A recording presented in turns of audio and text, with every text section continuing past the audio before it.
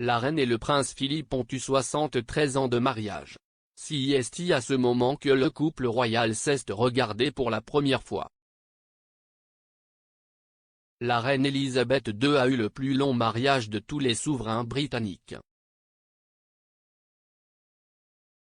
Ce Noël aurait été particulièrement poignant pour Sa Majesté, car c'est la première fois en 73 ans qu'elle ne partagera pas avec son mari bien-aimé.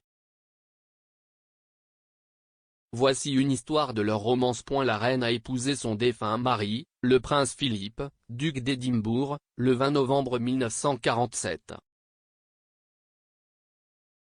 Les deux hommes se sont rencontrés pour la première fois alors que la reine n'avait que 8 ans. Le duo s'est rencontré lors du mariage de la princesse Marina de Grèce et de Danemark et du prince George, duc de Kent en 1934. La princesse Marina est la cousine de Philippe et le prince George est l'oncle d'Élisabeth. Mais ce n'est que 5 ans plus tard, alors que la reine avait 13 ans et que le prince Philippe avait 18 ans, qu'ils se sont revus à Dartmouth.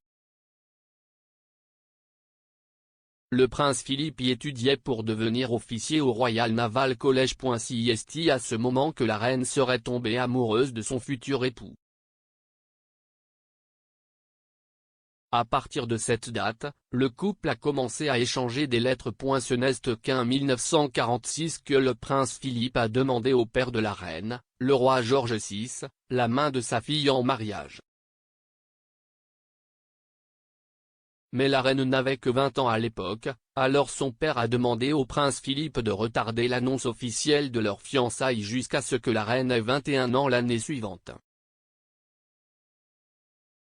Le mariage royal. Le mariage du prince Philippe et de la reine était une affaire compliquée. La grande cérémonie a eu lieu à l'abbaye de Westminster en présence d'un nombre impressionnant de 2500 invités.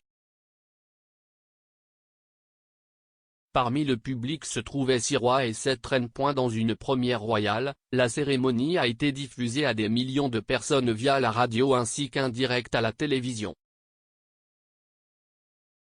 Le couple semblait avoir eu un mariage extrêmement heureux. La reine a eu 4 enfants avec son mari, le premier, le prince Philippe est né à peine 2 ans après leur mariage. La reine semble avoir été éprise de son mari jusqu'à la fin. La reine a déclaré que la mort de son mari laissait un grand vide dans sa vie.